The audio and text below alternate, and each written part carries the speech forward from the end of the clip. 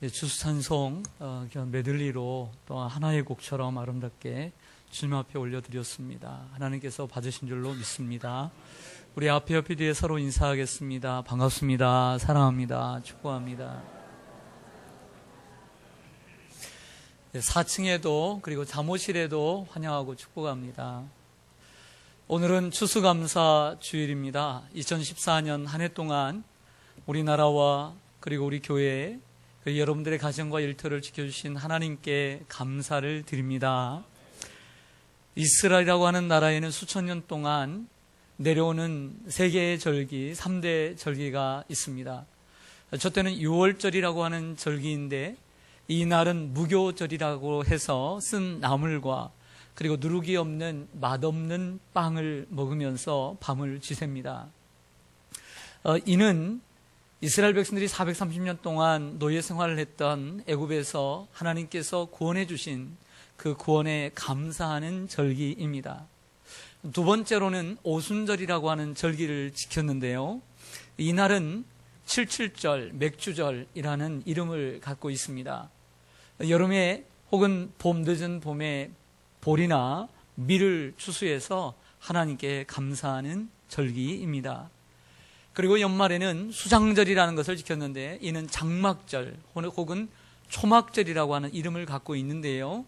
이는 광야 40년 애굽에서 나와서 가나안 땅에 들어가기까지 광야에서 텐트, 초막, 장막이라는 것을 치고 살았는데 하나님께서 그 40년 동안 지켜주시고 인도해 주신 것, 먹여주시고 입혀주신 것에 대한 감사, 그리고 곡식을 거두어서 수장, 저장한 것에 대하여 하나님 앞에 감사하는 절기를 수천 년 동안 지켜오고 있습니다. 이 서의 절기의 공통점이 무엇일까요?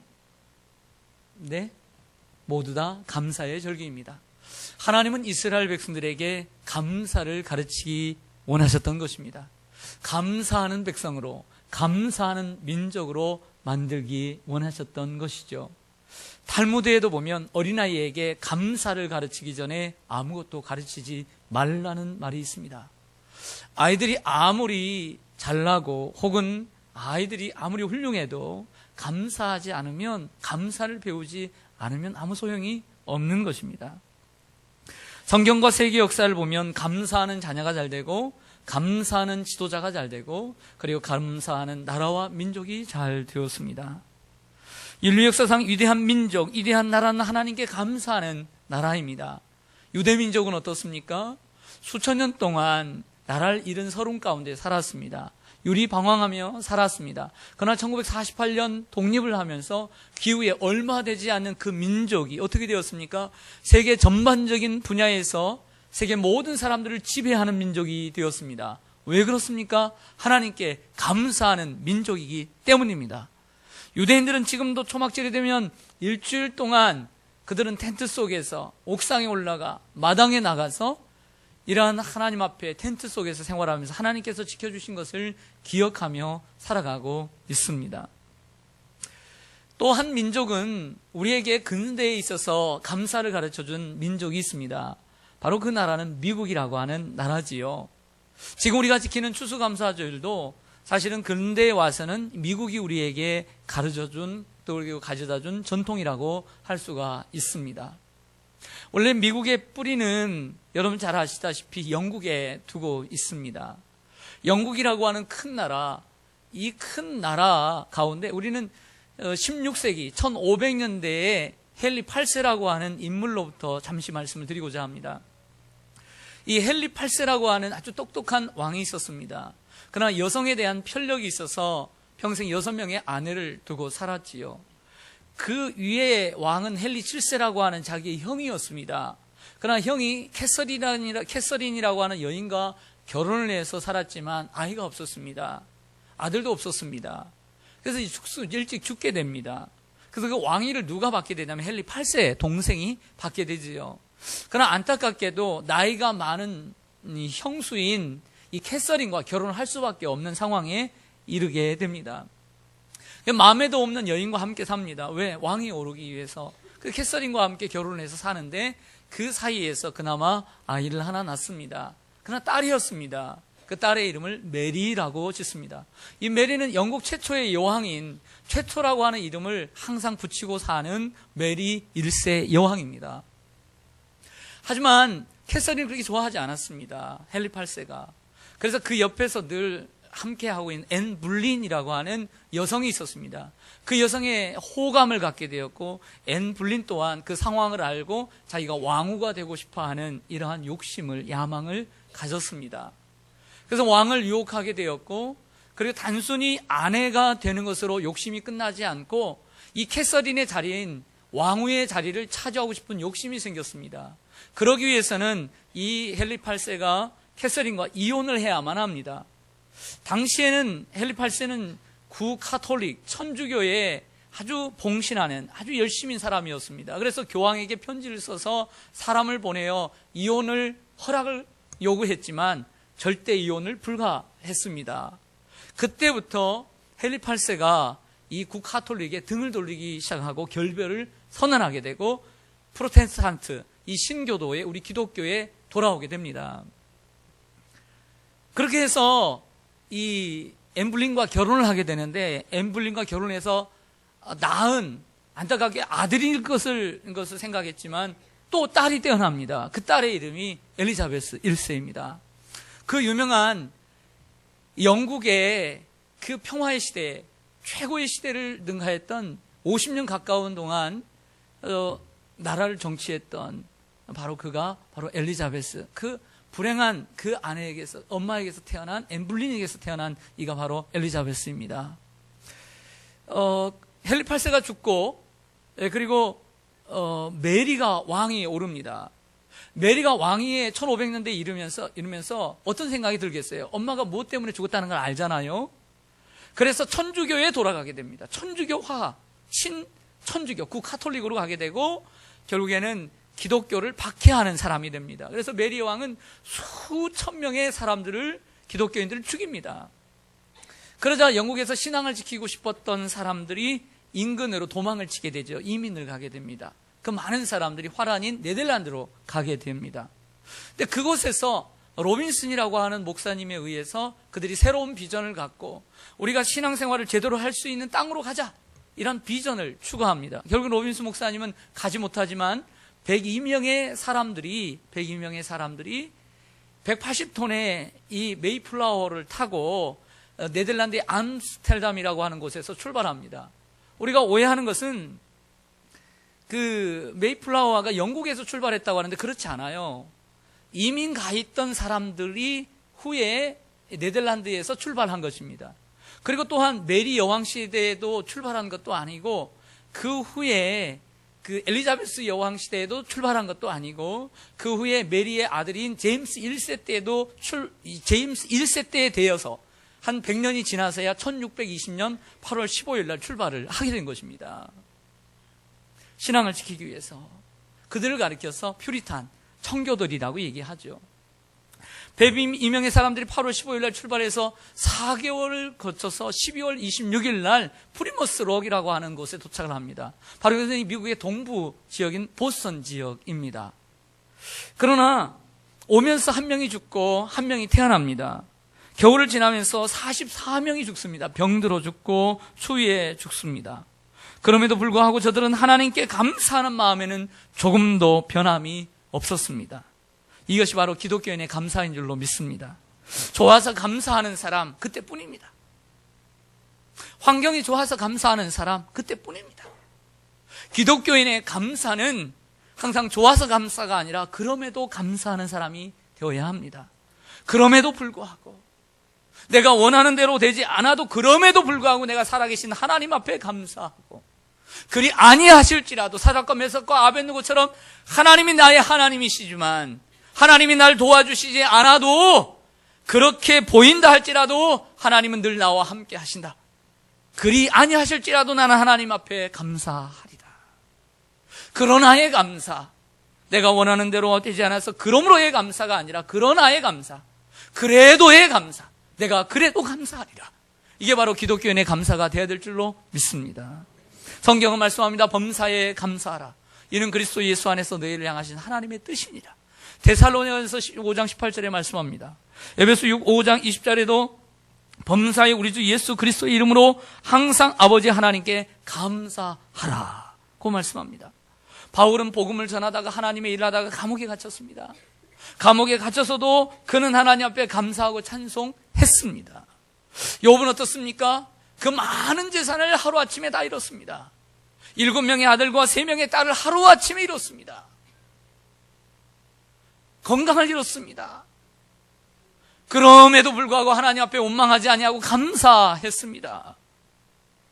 다니엘은 내일 사자굴에 들어갈 것을 알면서도 오늘도 여전히 예루살렘을 향하여 창을 열고 하나님 앞에 하루에 3번씩 감사하며 기도했습니다. 이게 바로 진정 그리스도인의 감사인 줄로 믿습니다. 저는 생각합니다. 오늘 정말 감사한 일이 많아서 추수감사 예배를 드리는 분도 계시지만 오늘 우리 성도님 중에는 그렇지 않음에도 불구하고 어려운 중에도 불구하고 아픈 중에도 불구하고 그리고 세상 사람들 볼 때는 불행한 중에도 불구하고 오직 믿음이라고 하는 그 보배로운 끈을 잡고 오늘도 올라와 하나님 앞에 감사하는 성도들이 있는 줄 믿습니다. 오늘 그 감사를 드리는 분들이 있다면 하나님께서 그 감사를 기뻐 받으실 줄로 믿습니다. 청교도들은 다음에 농사를 짓고 첫 곡식을 거두어 그 어려움 중에도 하나님께 감사를 드렸습니다. 이게 추수감사절의 유래입니다. 그들의 감사의 내용 몇 가지를 읽어드리겠습니다. 180톤밖에 안 되는 자그마한 배지만 배를 주셔서 여기까지 오게 하셔서 감사드립니다. 평균 속도 2마일, 5km에 불과하지만 계속 전진할 수 있었으니 감사드립니다. 항해 중에 죽은 사람도 있었지만 한 명이 태어났으니 감사드립니다. 폭풍으로 돛이 부러졌지만 파손하지 않았으니 감사드립니다. 여자들 몇 명이 파도에 떠밀렸지만 무사히 구출되었으니 감사드립니다. 인디언들의 방해로 한 달이나 바다 위를 방황했으나 호의적인 원주민들을 만나 정착했으니 감사드립니다. 고통스러운 4개월간의 항해 중에도 한 사람도 원망 불평하지 않고 돌아가자고 했던 사람이 한 사람도 없었으니 감사드립니다. 그리고 시편 126편 눈물을 흘리며 씨를 뿌리는 자는 기쁨으로 곡식단을 가지고 돌아오리로다 라는 말씀처럼 그 1년 동안 수고해서 얻은 그 곡식단을 하나님께 바치며 감사 예배를 드렸습니다. 그러다 미국의 초대 대통령인 조지 워싱턴이 이날을 기념하자 해서 추수감사절을 지키기 시작하다가 그 다음에 다른 사람들이 이것은 영국의 잔재라고 하면서 그 추수감사절을 폐쇄해버리고 말았습니다.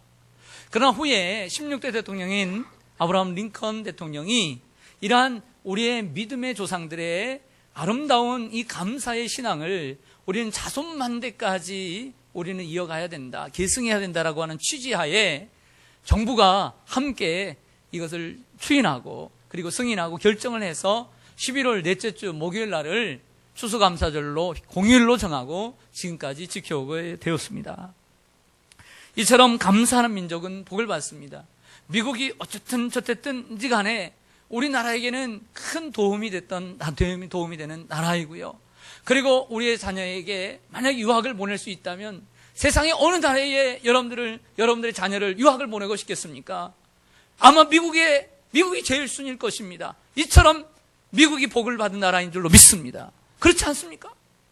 우리의 자녀를 유학 보낼 수 있다면 어느 나라에 보내겠습니까? 미국에 보내는 것입니다. 이처럼 하나님께 감사하는 민족은 복을 받는 것입니다. 우리나라가 왜 복을 받았습니까? 하루에도 2끼밖에 못 먹던 우리 100년 전에 2끼밖에 못 먹었습니다. 그러나 복음이 들어와서 학교가 세워지고 여성도 살게 되고 공부하게 되고 병원이 세워져서 살게 되고 학교가 세워지고 교회가 세워지고 할렐루야. 이렇게 해서 우리나라가 이만큼 부흥한 줄로 믿습니다. 하나님의 은혜가 아니고서는 이렇게 잘 될 수가 없는 것입니다. 토마스 아킨피스는 하나님은 항상 감사하는 자에게 복을 주신다고 말했습니다. 찰스 스펄전은 촛불을 주신 하나님께 감사하면 별빛을 주시고 별빛을 주신 하나님께 감사하면 달빛을 주시고 달빛을 주신 하나님께 감사하면 햇빛을 주시고 햇빛을 주신 하나님께 감사하면 하나님께서 빛을 비춰주신다고 했습니다. 미국의 소설가 밀러는 감사의 크기에 따라 행복의 크기가 달라진다. 미국의 영성가 프란시스 셰퍼는 감사하는 마음 밭에서는 실망의 씨가 자랄 수가 없다. 독일의 신학자 보네퍼는 감사를 통해 부자가 된다고 말했습니다. 사람은 감사하는 만큼 잘 됩니다. 감사하는 사람, 항상 누군가에게인가 감사하는 사람이 되시기를 바랍니다. 감사하는 사람이 되면 누군가에게 도움을 받게 돼 있어요. 감사하는 사람, 직장에서 누군가에게 감사하고 진심으로 감사하는 사람, 감사를 찾고 감사하는 사람, 부모에게 감사하고 스승에게 진심으로 감사할 줄 알고 상사에게 감사할 줄 알고 사장에게 감사할 줄 아는 사람, 누군가에게 감사할 줄 아는 사람은 언젠가 그 사람에게 도움이 돌아올 줄로 믿습니다. 인생 최고의 학위와 졸업장은 감사라는 말이 있습니다. 아무리 훌륭한 학교를 나와도 불만 불평하고 원망하고 길러주신 부모님의 은혜와 나라의 은혜에 대해서 감사하지 않으면 아무 소용이 없는 것입니다. 우리는 나라에 감사해야 될 줄로 믿습니다. 세월호의 사건 속에서 휘말려온 한 해였지만 그럼에도 불구하고 나라가 안정되고 이만큼 자유민주국가가 되니까 우리가 마음껏 일할 수 있고요, 일할 수 있을 만큼 이런 만큼 얻을 수 있고, 우리가 이처럼 교회에 와서 아무 때나 하나님 앞에 기도할 수 있고, 크게 마이크를 대고 불러도 소리를 쳐도 우리의 종교의 신앙의 자유가 있어서 이처럼 하나님을 예배할 수 있게 된 줄로 믿습니다. 마귀는 우리에게서 무엇을 빼앗아 갑니까? 감사를 빼앗아 갑니다. 그래서 영국의 작가 아이작 월트는 하나님이 주소는 두 곳이다. 어디일까? 하늘나라이다. 첫째, 즉 천국이 하나님이 계시는 곳이다. 두 번째, 감사하는 사람의 마음이다. 이런 말을 했습니다. 여러분, 감사하는 마음이 되기를 원합니다. 여러분 안에 하나님이 계시기를 소망합니다. 마귀에게서 그 감사를 빼앗기지 않도록 늘 자기 자신을 지켜가시기를 소망합니다. 그래서 잠언 4장 23절에 무릇 지킬 만한 것보다 내 마음을 지키라. 그 가운데 저는 감사의 마음도 있다고 생각을 해요. 늘 감사하는 우리가 되기를 소망합니다. 사람은 그런데 늘 원망하고 불평하고 문제점을 찾는 데 빠릅니다. 이러한 모습들을 뒤로하고 감사를 찾는 우리가 되기를 원합니다. 아내에게도 감사하고 남편에게도 감사하고 부모에게 감사하고 자녀에게도 감사하고 문제점만을 찾을 것이 아니라 감사의 제목들을 찾아가는 우리가 되기를 소망합니다. 이제 설교의 후반으로 넘어가겠습니다. 설교의 전반은 이러한 감사절의 유래가 바로 성경인 구약 성경으로부터 왔다는 것과 근대에는 미국이라고 하는 나라로부터 왔다는 말씀을 드리고, 그리고 감사라는 것이 얼마나 우리의 인생과 삶에 얼마나 소중한 것인가를 말씀을 드렸다면, 이제 오늘 큰 두 번째로는 오늘 말씀을 통해서 오늘 다윗의 기도거든요. 이스라엘 백성들을 다 모아놓고 다윗이 하나님 앞에 송축하며 기도하는 내용인데, 이 기도를 통해서 2014년 한 해 동안 또 오늘 추수감사주의를 맞이하면서 우리가 하나님 앞에 어떠한 감사를 드려야 되는가, 어떠한 마음의 자세로 또 어떻게 하나님께 드리는 것이 옳은 감사인가를 생각해보고 또 그 말씀 속에 우리를 자신을 던지기를 소망합니다. 먼저 10절과 11절을 보시겠습니다. 제가 10절을 읽고요, 여러분 11절 읽어주세요. 다윗이 온 회중 앞에서 여호와를 송축하여 이르되 우리 조상 이스라엘의 하나님 여호와여, 주는 영원부터 영원까지 송축을 받으시옵소서.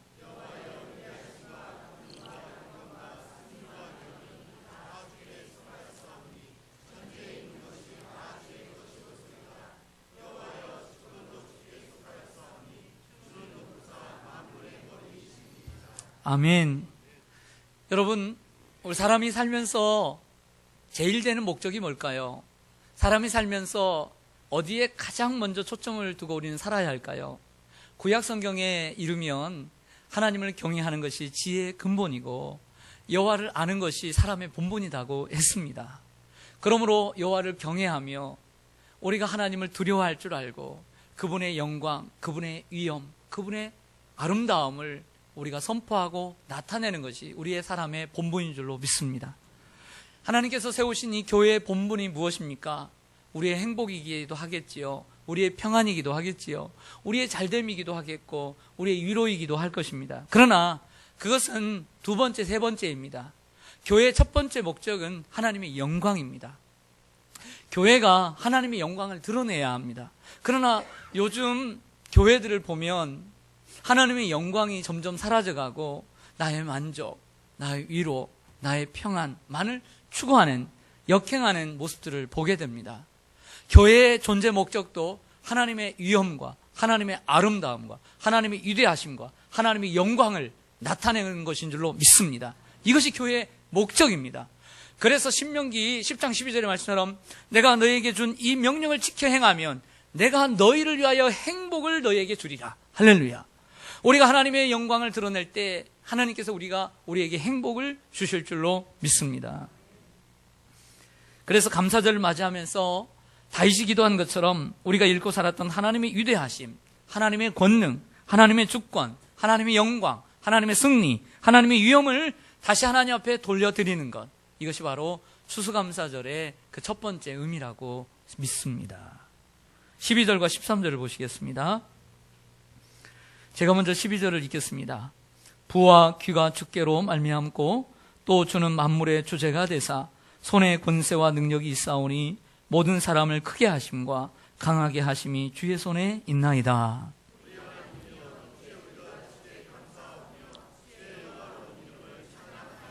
아멘. 모든 사람을 크게 하심과 그리고 강하게 하심이 어디에 있다? 주의 손에 있다. 할렐루야. 지미 카터라고 하는 미국의 대통령이 하나님의 공식 석상에서 나는 세 가지를 감사한다고 했어요. 하나님께. 첫째, 수많은 사람들 가운데 나를 구원해 주셔서 하나님 자녀 삼아 주신 것을 감사합니다. 두 번째는 나를 교회의 집사로 세워주셔서 감사합니다. 세 번째는 나에게 하나님께서 특별한 은사, 집을 짓는 은사, 그래서 헤비타트 운동, 집 짓기 운동에 동참할 수 있는 은사를 주셔서 감사합니다. 이렇게 얘기했습니다. 보통 사람 같으면 내가 미국이라는 나라의 대통령이 될 수 있어서, 그리고 그 유명한 노벨상을 받을 수 있었음에 감사할 텐데, 그것보다 세상의 영광보다 하나님께서 주신 축복을 가장 크게 생각하는 이 지미 카터의 이야기를 들을 수 있었습니다. 다윗은 12절에서 이렇게 고백합니다. 모든 사람을 크게 하심과 강하게 하심이 주의 손에 있나이다. 할렐루야. 여러분 이 땅에서 잘 되셨습니까? 여러분들이 강하게 되셨습니까? 주님의 손이 하신 일인 줄로 믿습니다. 한 해 동안 성공하셨습니까? 합격하셨습니까? 승진하셨습니까? 혹은 연봉이 좀 올랐습니까? 좋은 집으로 이사를 가셨습니까? 하나님께서 하신 일인 줄로 믿습니다. 내가 잘 돼서, 내가 운이 좋아서, 내가 노력해서라기보다 하나님이 도와주셔서 그런 것입니다. 농사를 지어도 땅이 있다면 땅을 파야 되죠. 그리고 씨를 뿌려야 되죠. 김을 메고 수고해야 합니다. 수고는 농부가 하지만 그래도 하나님이 때에 맞게 비를 주시고 햇빛을 주시고 시원한 바람을 주셔야 곡식이 잘 자라게 하는 것입니다. 할렐루야. 사랑하는 여러분, 여러분들이 열심히 하신 건 사실이에요. 그러나 하나님이 지켜주시지 않으면 아무 소용이 없는 거예요. 그걸 우리가 기억해야 될 줄로 믿습니다. 수많은 날들 가운데 위험도 많았습니다. 그러나 하나님이 지켜주신 거예요. 운전하면서도 얼마나 위험이 많아요. 그 하나님이 지켜주시는 거죠. 그래서 감사절의 두 번째 의미는 나를 지켜주시고 나를 보호하시고 나를 강하게 하시고 나를 잘되게 하신 분이 하나님이다. 주의 손에 있다. 이 모든 것이 주님의 은혜다. 이렇게 고백하는 것이 오늘 감사절의 의미가 되어야 될 줄로 믿습니다. 우리 찬송 301장 여러분들 잘 아시는 찬송인데 화면을 보시고 우리 1절만 한번 불러보겠습니다. 우리 이 찬송을 마음을 좀 담아서 같이 불러보기 원합니다.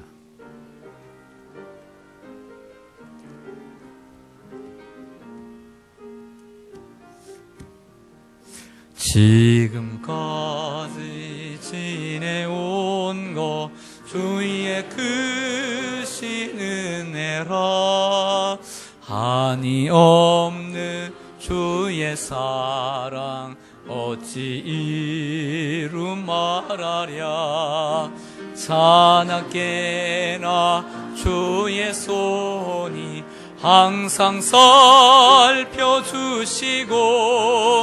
모든 일을 주 안에서 형통하게 다시 한번 부르겠습니다. 지금까지 지내온 것 주의 크신 은혜라. 한이 없는 주의 사랑 어찌 이루 말하랴. 자나깨나 주의 손이 항상 살펴주시고 모든 일을 주 안에서 형통하게 하시네. 내가 지금 사는 것 주님의 크신 은혜요. 주를 믿게 된 것은 더욱 크신 은혜라. 넘치는 주의 사랑 놀라운 주의 은혜 날마다 경험하며 주께 감사합니다. 할렐루야.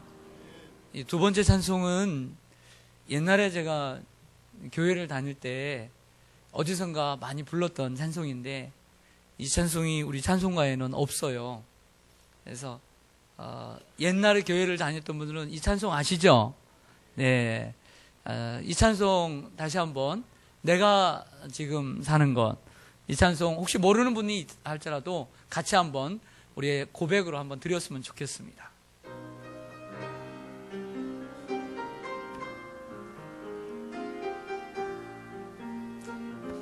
내가 지금 사는 것, 내가 지금 사는 것 주님의 크신 은혜요.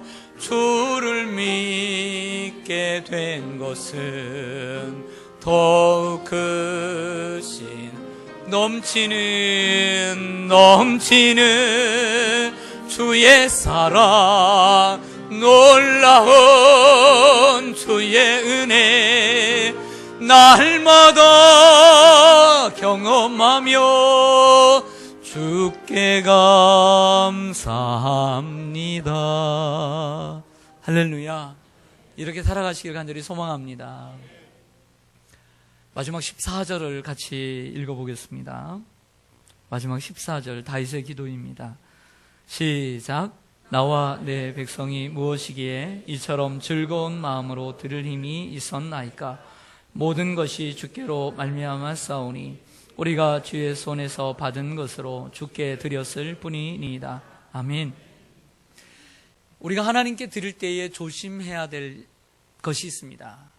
우리가 하나님 앞에 헌물을 드리거나 혹은 헌금을 드리거나 혹은 우리가 헌신하며 봉사를 할 때에 꼭 유의해야 할 것이 있습니다. 그것은 즐거움으로 드려야 한다는 것입니다. 억지로 하는 것 안 됩니다. 하나님은 즐거이 드리는 자를 기뻐하십니다. 억지로 이거 아까운데 이것이 아니라 하나님 앞에 더 드릴 것이 없어서 하나님 앞에 기쁨으로 자원함으로 즐거움으로 드리는 사람을 기뻐하신 줄로 믿습니다. 또 하나는 우리가 하나님 앞에 무엇인가를 드릴 때 공로로 드려서는 안 됩니다. 은혜로 드려야 합니다. 공로로 드린다라고 하는 것은 공치사로 드린다는 것입니다. 내가 한 일에 대해서 칭찬을 받고 싶고 혹은 내가 한 일에 대해서 자랑하고 싶은 것이 공치사라고 하는 것입니다. 이걸 공로로 드리는 것입니다. 내가 이만큼 했고 내가 이만큼 노력해서 받은 것을 남보다 더 많이 드리니 이렇게 드리는 것이 아니라는 거죠. 이렇게 드려서는 안 되고 다윗의 고백처럼 모든 것이 주께로부터 왔사오매 주님께 받은 것을 내가 당연히 하나님 앞에 드렸을 뿐입니다 라고 하는 이러한 은혜로 드려야 될 줄로 믿습니다. 누구에게 칭찬을 받아서가 아니고 누구에게 자랑을 하기 위해서 아닙니다. 하나님 앞에 기쁨과 감사함으로 너무나 받은 것이 많은데 그 받은 거 가지고 내가 쓰고 있고 내가 편안히 살았는데 하나님 앞에 드릴 것이 너무 없어서 그 은혜 너무나 감사해서 하나님 적은 예물이나마 내 몸이라도 내 시간이라도 드립니다. 이런 마음을 하나님이 받아주신 줄로 믿습니다. 그리고 항상 이스라엘 백성들에게 이 절기 때가 되면 항상 어려운 자들과 함께 하라고 했습니다. 근데 보리 이삭도 남겨두게 했고, 어려운 이들이 위해서 따로 11조를 떼어서 가난한 자들에게 구제하라고 말씀까지 해주고 있습니다. 나누고 베푸는 삶을 실천하는 우리가 되기를 간절히 소망합니다. 제가 오늘 설교의 제목을 13절의 다윗의 기도 가운데 우리가 주께 감사하오며 이렇게 정했습니다. 이렇게 정한 이유는 어떤 권사님은 감사를 드리는데 어떤 집사님은 감사를 못한다, 이래서는 안 된다는 것입니다. 우리 모두의 감사가 되어야 될 줄로 믿습니다. 그래서 우리 성도님들이 정말 한 분도 빠짐없이, 비록 한 해 동안 힘들고 아프고 고단스럽고 외롭고 괴로움이 많았지만 그럼에도 불구하고 모든 성도님들이 다 같이 감사하는 이날이 되기를 소망합니다. 주님께 감사드리고, 다윗의 기도를 보면 우리가 주께 감사하오며 콤마를 찍고 있지 마침표를 찍고 있지 않다는 거죠. 감사는 오늘 추수감사, 오늘 감사 다 드렸어, 이게 끝나는 것이 아니고 늘 감사는 진행형이어야 할 줄로 믿습니다. 그래서 제목을 이렇게 정했습니다. 오늘로 감사 끝나지 말고 항상 감사가 넘치는 인생 되시기를 바랍니다. 우리가 주께 감사하오며, 그리고 또 감사하오며, 또 감사하오며, 여러분들의 인생이 감사가 넘치고 감사가 넘치는 삶 가운데 하나님이 늘 함께 하시기를 주님의 이름으로 간절히 축원합니다. 아멘. 우리 다 같이 반주에 맞춰서 잠시 기도하겠습니다.